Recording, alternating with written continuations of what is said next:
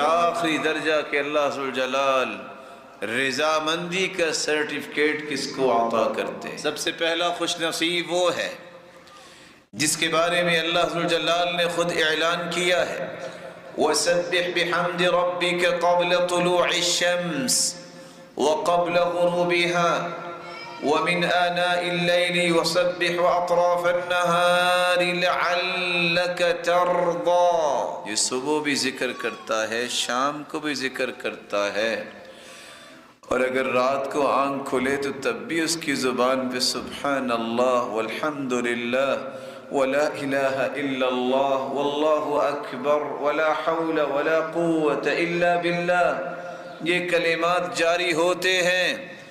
اللہ ذوالجلال صبح و شام اللہ کے ذکر پہ پابندی کرنے والے کو اپنی رضا مندی کا سرٹیفکیٹ عطا کر دیتے ہیں۔